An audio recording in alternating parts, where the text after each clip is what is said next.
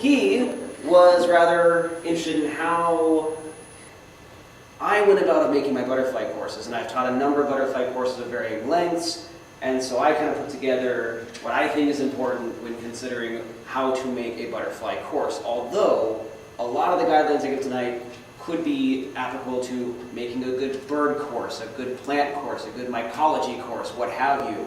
But these are some of the factors. So kind of going through my own experience here, I've led numerous day classes through the University of Washington biology classes. The intro biology class, Biology 180, is where every student is required to take a one-day field trip so that we get the students out of the classroom, out of the lab, so they can see the biology that happens around them. I lead bird walks right outside here at Unibay Natural Areas so that, when we, on a test, when we ask them, name a species that exhibits sexual dimorphism, they don't give me an exotic answer like a lion or a peacock. They say, that duck in the fountain means they're actually paying attention to it. So in spring and summer, I take them on butterfly trips to Eastern Washington in the spring and the Cascades in summer. I've done weekend seminars. My first butterfly class was with Bob Pyle. I'm trying to lead a weekend seminar at North Cascades Institute. I'm sure many of you have taken weekend seminars as well. How many of you, just by show of hands, have taken a class with Bob Pyle, like the actual seminar? Bob, you got 3 people raising their hands in here. I've taught a weekly seminar, so this is, 1 class a week, plus field trips through the Seattle Audubon Society Mountaineers. I led that through the Seattle Audubon Society, kind of in memoriam of Heidi Olsch, kind of continuing her class. We can continue to get new students here, new butterfly enthusiasts. I took a week-long course with Paul Oppler in California, which I'll be kind of contrasting my methods with and seeing how that affected the students in that course. And then I actually designed a complete quarter college course at Western Washington University and taught it in butterflies in 2011. We'll talk about the disaster that was. So, for those of you who are wondering, who came to this hoping to know if you are so inclined to make your own course, what topics do I include in a good butterfly course? I'm going to disappoint you. I'm not going to tell you what to include. This is more the format. What formats work, what don't. Because, namely, there's three main questions you want to ask yourself when deciding what do I want to include. And that is, what do you, the facilitator, the teacher, want the students to take away from this? Whatever length it may be. What do the students want to take away from this? And you have to consider this one because I met quite a bit of resistance from my college course because they wanted to take away what I wanted to take away for 2 very different things. So I had to end up yielding to my students. And lastly, what are my time limits and other limits on me? We'll talk about those very limits as we go to it. So there are a couple of things, though, you are going to have to include in a butterfly course. Namely, we catch this. What's the first question that comes up? What is it? That's the first question. So there's going to have to be some identification, whether that's getting them to understand family. If you have a limited amount of time, maybe say how to recognize a swallowtail versus how to recognize a brushfoot. Might be enough for a one-day course. What's the second question that usually follows? What is it? Can I eat it? That's just yours. Gender. Huh? Gender. Could be gender? How do you know? Yeah, why? Why? So, just testing. So, Pelham can't answer. What is it? Just testing you guys. Me? Not, except Pelham. Okay, first group. Yep, fertile area. Anyone for a guess on species? Can I? Go for it, Pelham. I'll give the genus. Everyone knows the genus. I gotta get some more ammonia. No, that was down on Tandem Canyon. Oh, it's raining then. Is there any? Second, you're gonna see. Did you tell us what species it was, or did you not know? Zerini. Zerini. Yep, I thought it was Zerini. He thought it was Zerini. Good enough for me. Secondly, you don't just catch butterflies and look at them in forceps. You observe them. And you're going to have a lot of different behaviors that are going to get the students asking, oh, what are they doing there? You get 2 butterflies back to back. What are they doing? You see, this isn't really the best photo for this, but during some of my classes I've had female butterflies, and the students didn't know they were female, but they found a female butterfly that was particularly interested in foliage, not flowers. And so the students said, what is it doing? It's a female looking for a place to lay eggs. When you see a bunch of butterflies on a turd, you're going to get a lot of questions about that. So having some backup as far as basics of butterfly behavior. Yes, Colin? Okay, so I want to know what you tell your students when you see a bunch of butterflies on a turd. Yeah, right? I know, me too. What's going on there? Well, you're the new butterfly student. Care to answer? You know what they're doing? They're eating it, or tasting it. Well, they're tasting it. What are they specifically looking for? Minerals, salt. Minerals, salts. I think with a lot of carnivore scat, they're looking for a lot of amino acids. Amino acids. Yeah.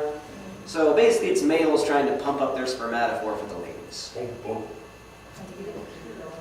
Secondly, or lastly, you're going to get a lot of questions as far as why, and this is where your knowledge may be limited, or maybe you can expand on it, or you can say, let's explore that question together. So you're going to get questions like, why is that butterfly so colorful? And of course, you know that's not a butterfly, that's a moth. But you might have to jump into aposematism. You're going to say, okay, I know that's a hair streak, but what's up with those tails there? You're going to get questions like, why are the male and female butterflies often so differently colored or differently sized? And why are there some species that there is no difference? You're going to get all those questions. So between identification, behavior, and some kind of evolutionary biology, you're going to want to have some topics at the ready. But as far as what topics to include, that varies on the format of the class. How much you want to throw in about plants, host plants, nectar sources. How much do you want to include about larvae, given that the butterflies are only 1/4 of the stages? Do you want to talk about their biology? Do you want to talk about how to find immature stages, whether it's eggs, caterpillars, or pupa? How much do you want to include about taxonomy? Do we want to beleaguer the newbies with Latin?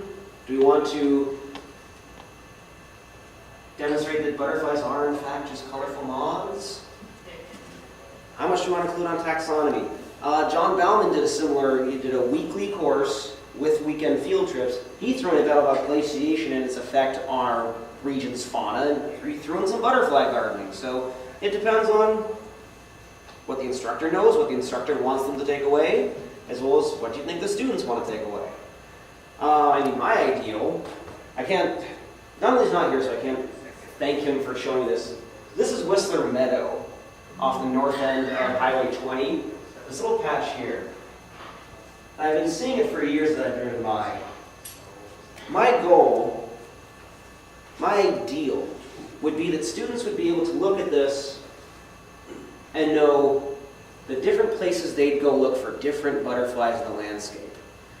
Pyle has always said that it's one of the most rewarding experiences where you can be thrown into a new habitat and predict what butterflies you'll see and find them. So Whistler Meadow from a distance looks like one kind of big grassy green lawn, but when I went, there are 3 sections of this meadow. There's this wet lower area. There's a dry but still herbaceous meadow with different species of butterflies and flowers in the lower section. And all those rocky areas have influences of eastern Washington. I'll get things like blue coppers and mountain parnassians out there, flying alongside Clodius parnassians from those meadows. It's a terrific place. But often time limits are a problem. So in one-day trips, can I really expect them to come away with that much knowledge? Not really, it's one of my limits, time. So the one-day trips are, first of all, a lot of fun. I can't believe I get paid for this job. So I take students out to eastern Washington, the Cascades, depending on the time of the year. Most of them have never been to eastern Washington or the Cascades, given that a lot of them are transfers and they just have lived in Seattle. They've just lived on campus. So this is often a big moment for them too, as far as exploring their new home. But a lot of times with these field trips, they get the sense they're just going to get there and be lectured at. And I hand each one of them a butterfly net. And they get excited. And they say, we're actually going to catch them. Yes. So there are some challenges with the one-day trips, namely weather. We plan these field trips out 2 months in advance, so we don't know what that particular day is going to hold. I'll say the season's weather, given that 2 months in advance, you don't know how the season's going to shape up. Is it going to slow down? Is it going to speed up? Is it going to dry out? This year was a great example of that, where everything was looking great, and then it just dried up quickly. So you have to adjust I have to adjust where I take my students almost up to the day based on how the weather's been behaving. And topics depend on what presents itself. So as much as I would like to discuss convergent evolution on how all these groups of butterflies have independently developed these tails to prevent bird attacks, I gotta wait for 2 of the 3 groups to come up before I can talk about convergent evolution. Sometimes they don't do that, so I can't talk about it. So weekend classes where this becomes less of a problem. So this was my first class in butterflies, my first real foray into native butterflies. Otherwise, I got inspired to get into butterflies via the Woodland Park Zoo's butterfly exhibit. The old one, not the new one. I haven't yet checked out the new one yet. I need to. So the weekend classes, you have a small group similar to the day trips from UW. Similar to the day trips, small group, but for a longer period of time, you get a bit more camaraderie there. These are your fellow students who are often at similar stages in learning butterflies as you are. More time equals more opportunities, whether that's for more favorable weather, rather than just the one day, you got a couple days to work with. For more species and habitats, you can take them to different spots. You have more time for more topics and discussion, but this can be a bit intense as far as people trying to fit too much into basically 48 hours, assuming you get there about midday Friday, leave sometime midday Sunday. On another note, one thing that has always frustrated me at the very beginning of my teaching career, beginners do not know that they don't know. For example, in winter I'll take students up to Skagit County to look at the migrating flocks of swans and geese. We had an American bittern fly over us low, like 5 feet above us. And me and my fellow van driver who drove the other van he was a birder too, and we were both ecstatic, like, that thing! And it's flying over and all the students it's brown. Why are we getting excited about I don't understand! I did this, I was guilty of the same thing. Let me get this right, this is a bird? As a bird. It's another example, John. Recently, what have you seen out here? Oh, I'm sure. Oh, every year.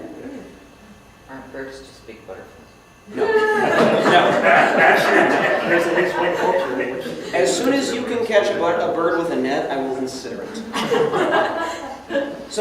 But I was guilty of the same thing in my first trip with Bob Powell. So this was the view of the cabin that we were staying in, this little meadow out here that the couple who owns the property has been kind of managing and taking care of. And we saw a dozen Mardon skippers. Me being an 18-year-old, kind of thought, well, it's kind of cute and fuzzy, but what's the big deal? And I haven't seen a Mardon skipper since. I didn't know that I didn't know how spoiled I was that weekend. What's the difference between a marlin skipper and a woodland skipper? Oh, Yeah, David, come on, man. flight season. Have they determined if they're specialists on hosts or if they're still kind of generalists? No, they're all grass feeders. You know, They're all grass feeders, but some of them are more specific. There's obviously the woodland skipper is the generalist grass feeder. But these guys are a bit more restricted with as far as stage of the habitat. And these are a spring flyer versus woodland skippers are fall flyers. Late summer fall flyers. That's the main difference. They look different, too. This is the top side. I know they all kind of look various themes of orange and black. Well, the ventral hindwing, median spot band is composed of quadrate, subquadrate spots, and silvernoides in their rounder end. Mardon, there you go. I saw that in list. So, I'm just saying, I'm guilty of the same thing, but what's one thing as a teacher you have to remember? Okay, they're not getting excited about this super rare thing. It's okay. They don't know that they don't know. So the week-long class, same benefits, often increased as the weekend classes. However, you got a big potential for burnout here as the week goes on. And namely, my example of this was my week-long class, Butterflies of the Sierra Nevada with Paul Loeffler. How many of you have heard of Paul Loeffler? Yeah. So this was hosted by the Sierra Nevada Field Campus. If nothing else from this particular presentation, go to this course. I put it on for far too long. You're hosted near Calpine, California at 5,600 feet. I was spoiled with the amount of California sisters that are around that I at first mistook for Lorquin's Admirals, because that's all I see around here. And so I was another Lorquin's Admiral, and one of the locals said, Those Yeah. yellow orange.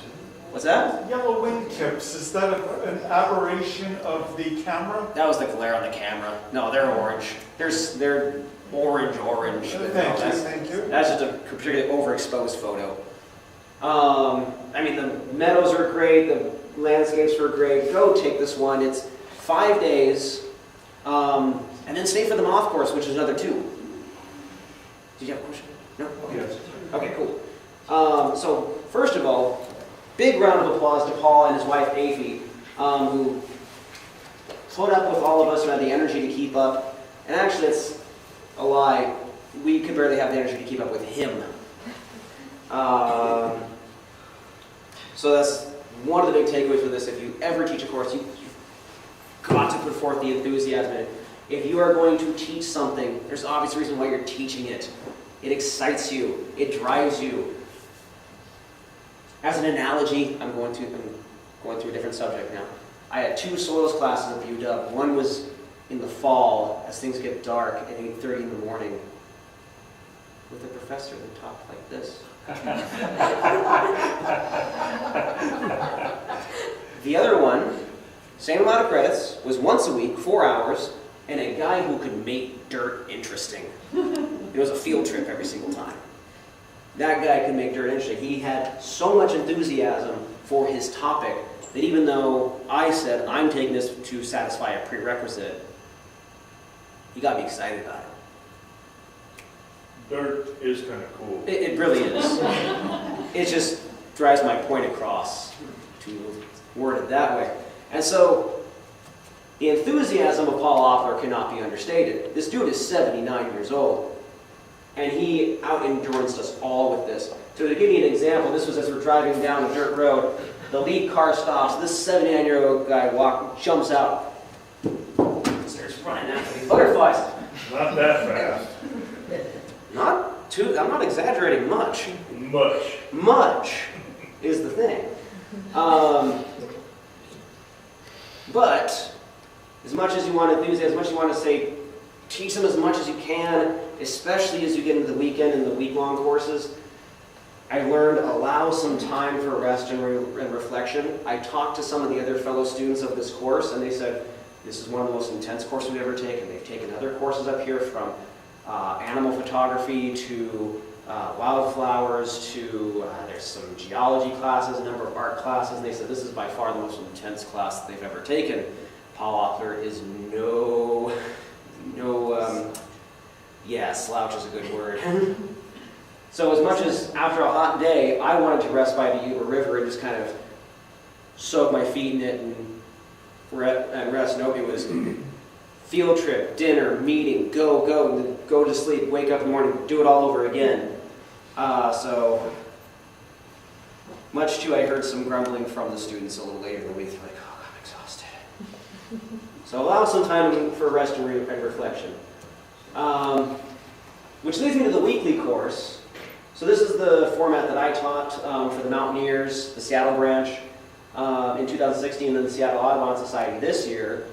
And what John Bauman has taught, and I think is a really, really good format in that you meet once a week in a class for a presentation about, I focused on identification of the families, how to use a field guide, so that if you are presented with a butterfly, you now know how to use the field guide to find it. And then, what did I do for the last one? I think I did like where to find butterflies. How do you look at the landscape and find them yourself? Did you make those, the 2-hour meetings prior to the Saturdays topical for the trips that you were gonna take? Generally. But once again, given the field trip, I don't know what's going to present itself. I have ideas, but I don't really know what's going to happen. So basically it consists of 2-hour meetings and then a Saturday field trip following. So I did 3 meetings, 2 field trips. So similar benefits to the block centers, but the time between the classes and the field trips allows time for reflection, personal exploration as far as if they have questions they want to explore on their own time, and question development. They can come back to class and say, well, I found this, or I went to this park after your class and I found this. What's going on here? It allows for better development of questions and a little bit more. People can take some personal responsibility as far as their level of interest in the course. So that so far has been the my favorite format for teaching these courses. However, you'd think that more time is better, therefore a college course would be the best. This was a disaster. I taught this before I taught, and I'll tell you why. These summers. Now many guys would be much better at it, given I know more about how to effectively teach. I was a beginner in this stage. Does anyone notice, oh, my mouse doesn't show up here. Does anyone notice what year I taught it in? Does anyone remember 2011? No, man, I'm really old, you know. Didn't it rain the whole spring? March 23rd, first day over 60. One of the latest winter flood scenarios on record. Snow on April 6th. Coldest April on record. 56 days between official sunny days. 2 rain records in May. A tornado on May 27th. Finally 70 degrees for 2 minutes on May 20th. The next 70-degree day wouldn't come until June 4th, and that's when we're getting out for summer break. 4th coldest May on record. Didn't hit 80 until July 2nd. The joke was that... No, that's not a joke. That actually happened. The joke was that the title was actually Researching Butterflies and Rain. I didn't have enough space. We didn't fit on the registrar. But we had 1 field trip. I wanted to get students out in the field, so I had to kind of make stuff up as I went to entertain them, essentially. So, but the fact that I did teach a butterfly course in 2011 says you can teach it anytime. Secondly, so first of all, I had weather against me. Secondly, look at that schedule. What's missing? Well, that would be up in the Pierre. That would be up in the Pierre Day, week 1. So this is basically going through and how to identify butterflies. But as a student, what else would you want to see? I mean, so far this is all just identification. Week 9, I finally get into methods of field research, and in week 10, oh, finally we have some diversity in courses, not just how to identify stuff. So I could have varied up the topics a little bit. And I expected them, by the way, to learn all 150 species of butterflies in 1 quarter.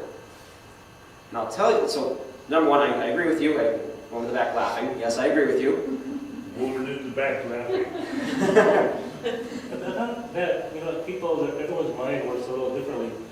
What I used to do, I'm well aware of this. yeah, I'm trying to say this as fast as I can. What I used to do is make flashcards out of pictures of butterflies. And wow, that really worked fast. It has a lot of faults. You don't remember as long and other things, but wow, it's a good way to start. Many of the students did do that. However, so my rationale for wanting them to learn all 150 is that I took this course at University of Washington, ESRM 452, Field Ornithology. And we were expected to learn 180 bird species in the quarter. And we all did it. And it was easy for quite a few of us. We all got A's on the ID tests. And we were enthused about it. It wasn't a job, it was fun. So I don't know if that says something about the students at UW versus the student at Western. We won't get into that.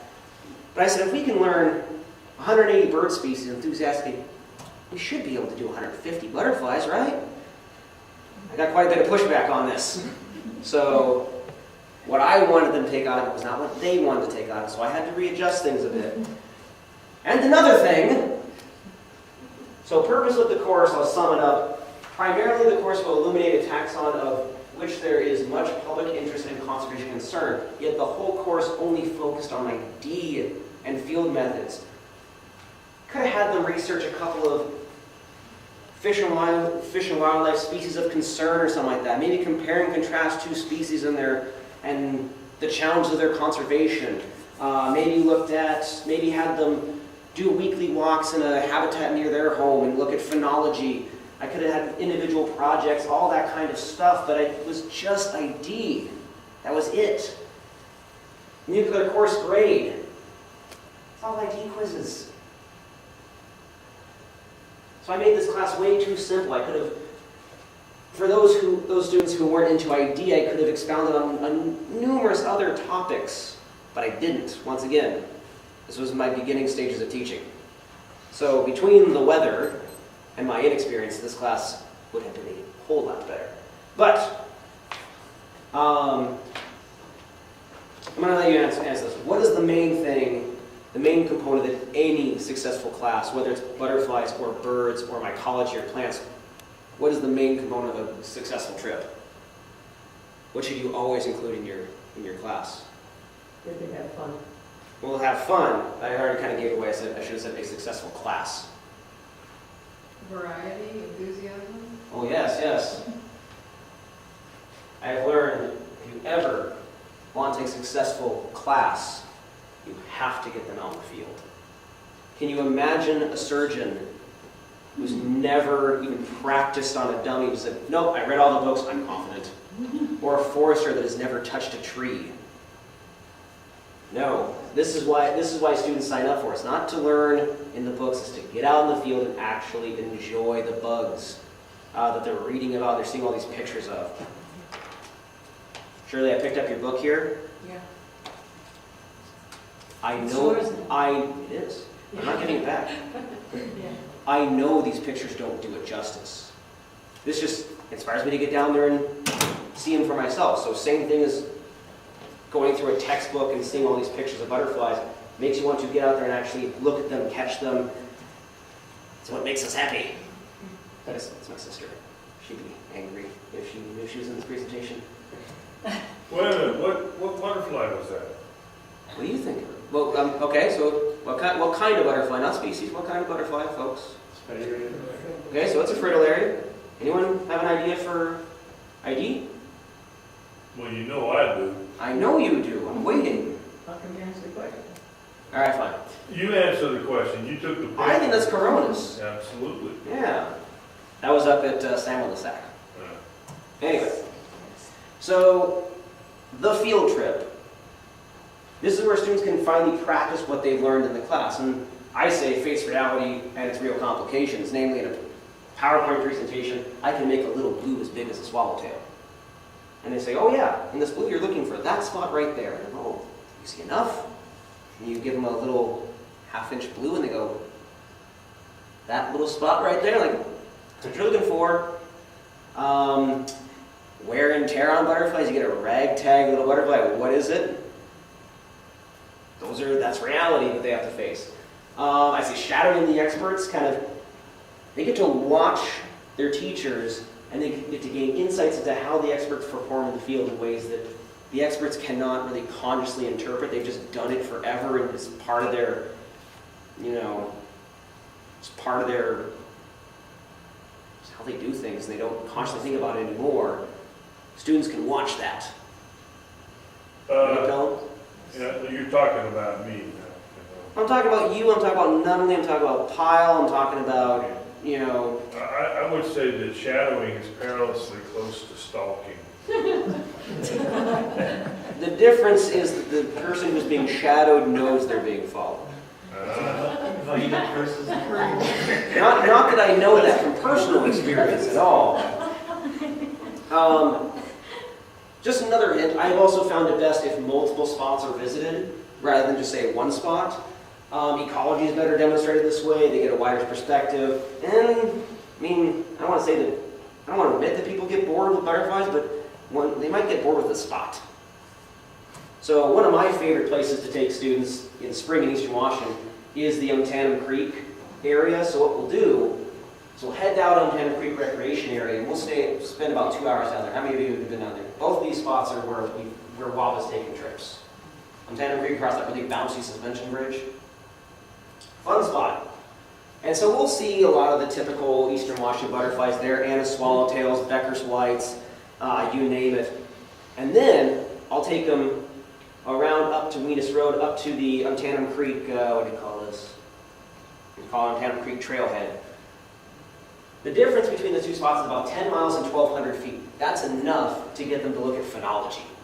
Its spring is a little early, the season is a little earlier up here. And while they might be finding some ragtag Anna swallowtails up there, mid-fresh. You can say, hey, they haven't been flying around as long. The season isn't as progressed as down low. There's just a couple of just zoom-ins of the spots. Both these are Waba field trips. You guys remember any field trips from here? You do Weenus Road a lot. So yeah, so if you're going to do one thing in your course, get them out in the field. That's the biggest thing. That's where they can actually learn. They can actually practice what they've learned in the class. Otherwise, it's something they're going to forget if they don't have any real tangible memories to attach to it. It's where they can practice the field methods.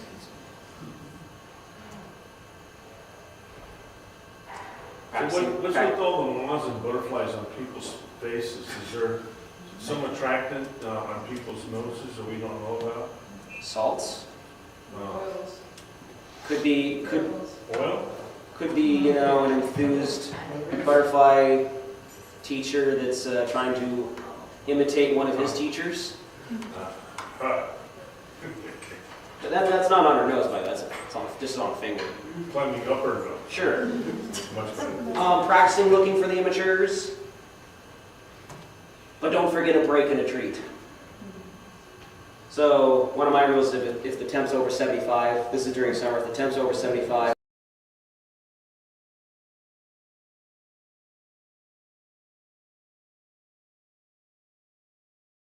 and it's going to be sunny, I always bring a watermelon for my students.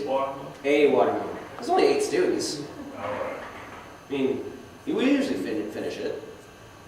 But it's welcome by then after running around 80-degree weather. And I tell them if they're going to be in Eastern Washington, they got to wear long pants because of the rattlesnakes. And they often don't have any specialty pants. They got jeans on, so they're hot.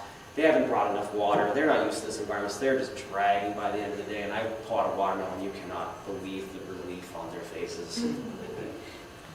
All right, so always also provide them with further exploration. So basically giving them resources for those that want to continue their education. They can further their learning and maybe contribute to the field as well. And basically sums up with, you can't learn or cover everything in one course. You can't. So tell them about us.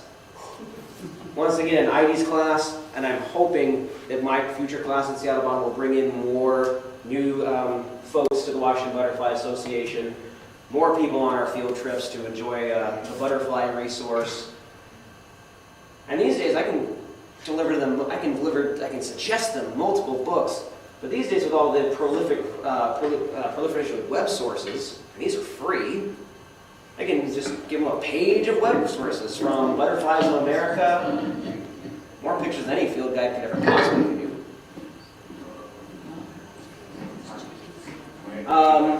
Further resources to look into moths. Give them give them roads into different bug communities.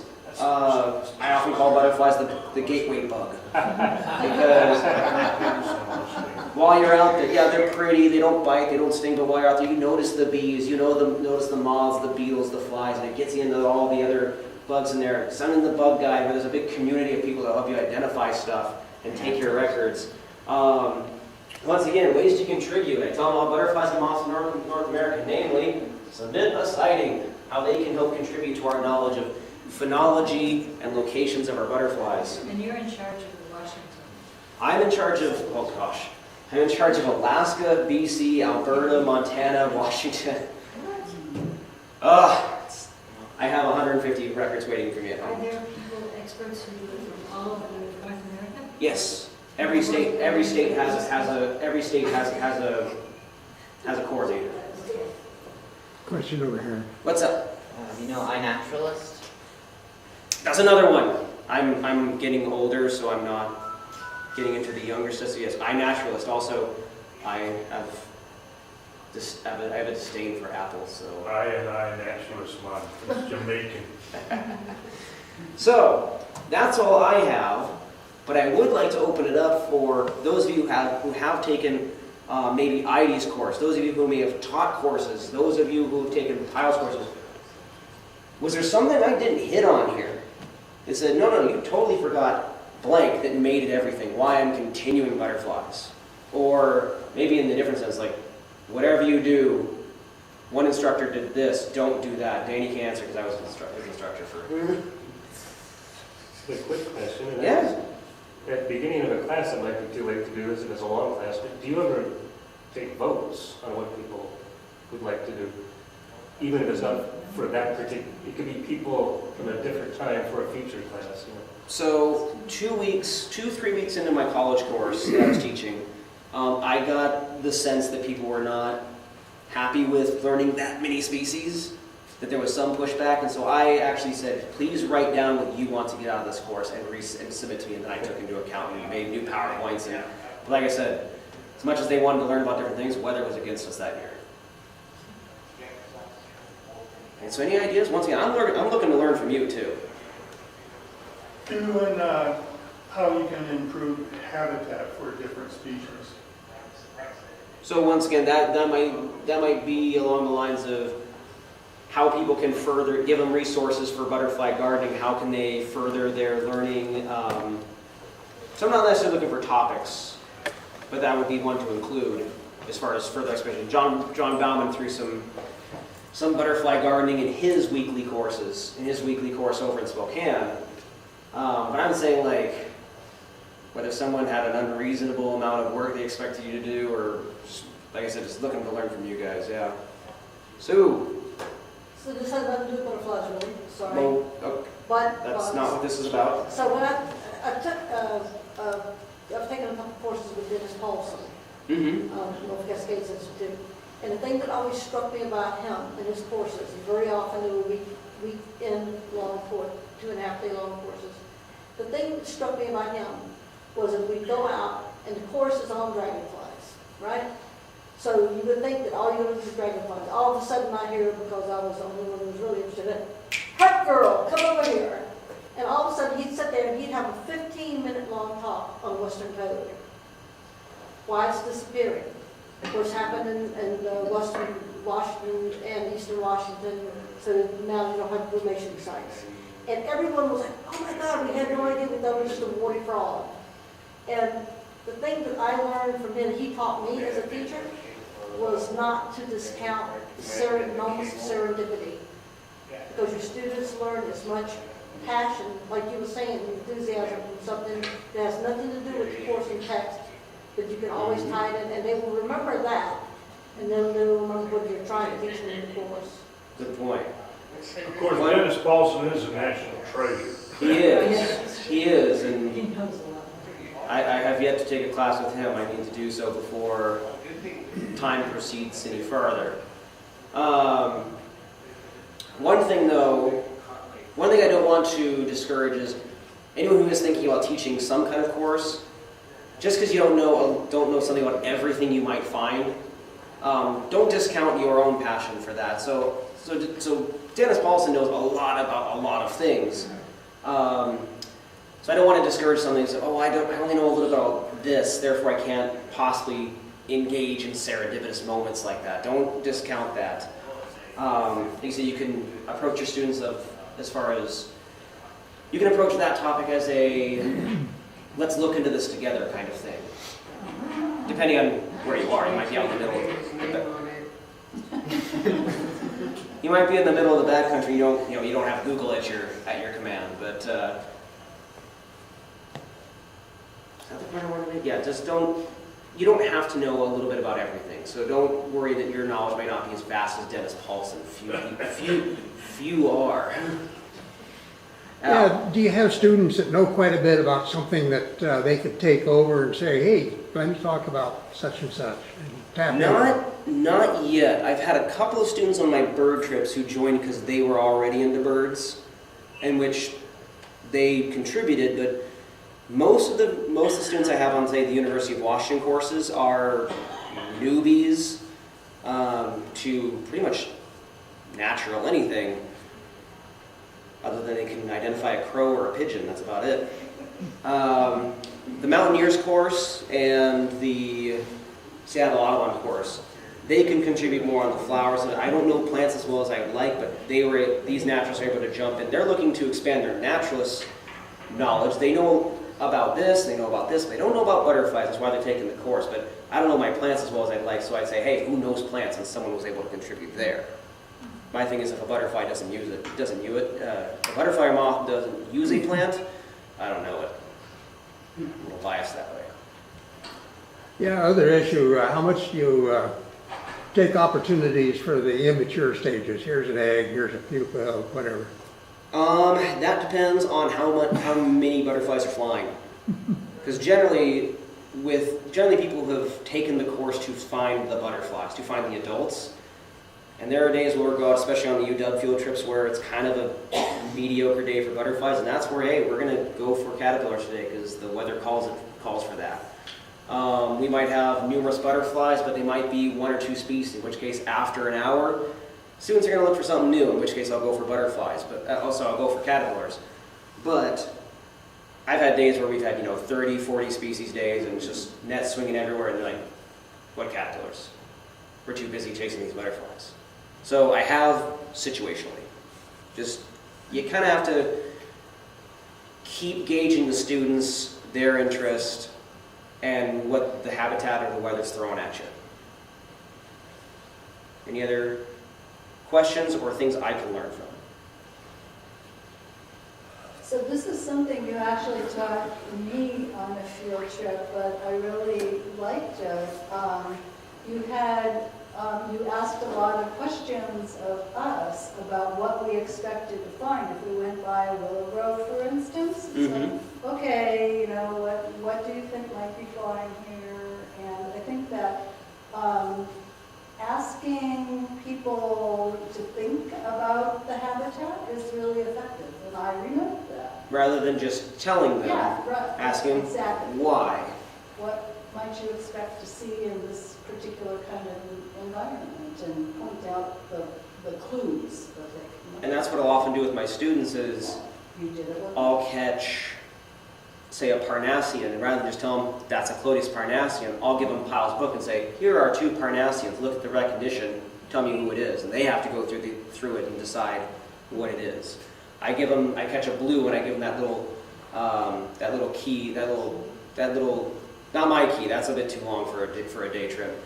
But there's that spread of all the blues, the underside of the blues in Pyle's book, and I just tell them which one is it.